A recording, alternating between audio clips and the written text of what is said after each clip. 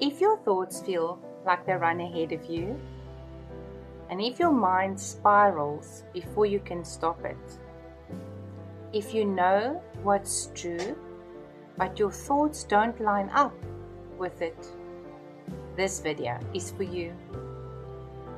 Today we're not talking about feelings, we're talking about authority. About how Scripture teaches us to take our thoughts back.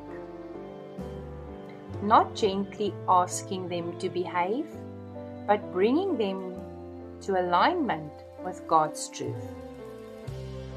A dysregulated nervous system doesn't just affect your body, it affects your thinking. When the nervous system stays in survival mode too long, thoughts become repetitive, they become familiar, lies start sounding reasonable, and truth feels distant. This is not because you are weak, it's because pressure trains patterns. And Scripture does not leave us powerless here. Before we go any further, let's align ourselves with truth. This is not psychology dressed up as Scripture. And this is not self-help. This is about spiritual authority and how survival mode can distort the way we think, even when we love God. What is the scriptural foundation of this content? We find it in 2 Corinthians 10 from verse 3 to verse 5. For though we live in the world, we do not wage war as the world does.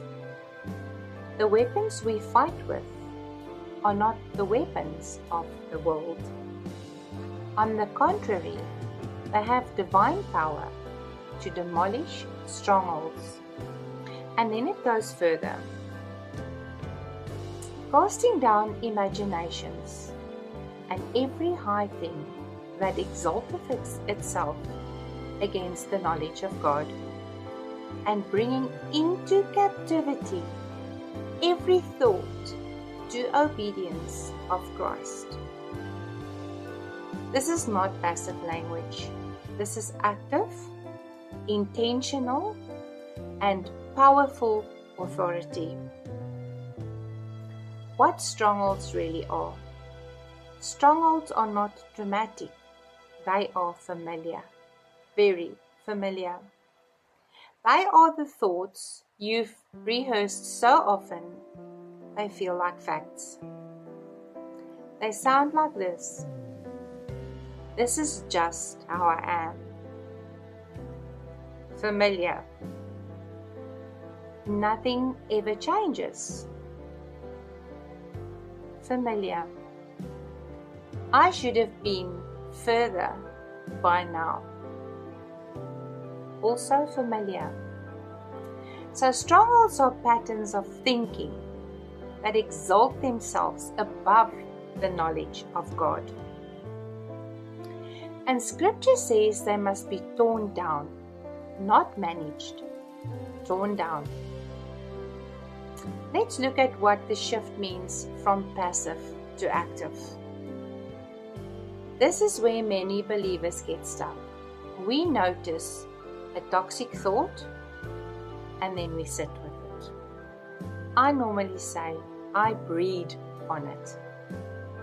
So this is what happens with those toxic thoughts. We analyze it, we feel it, and we let it run. But Scripture says something else entirely. It says, cast it down, bring it captive. That means you interrupt the thought, you name it, you compare it to God's thought, and then you replace it. Not later, not after it feels calmer, immediately. This is not about being harsh with yourself. This is about refusing to let lies live rent-free in your mind. Here's what it sounds like in real life. this thought does not align with God's truth. Or, I refuse agreement with fear. Or, I bring this thought under obedience of Christ. Then you replace it with truth. God has not given me a spirit of fear. I am being renewed in my mind. I am not behind. I am being rebuilt. This is nervous system regulation and spiritual authority working together. Your body learns safety, your mind learns discipline, and your spirit regains ground. Let me be very clear. If your thoughts have felt out of control, it doesn't mean that you have failed spiritually. It means your system has been under pressure. And pressure can be retrained. You are not broken. You are not disqualified. You are learning how to stand again.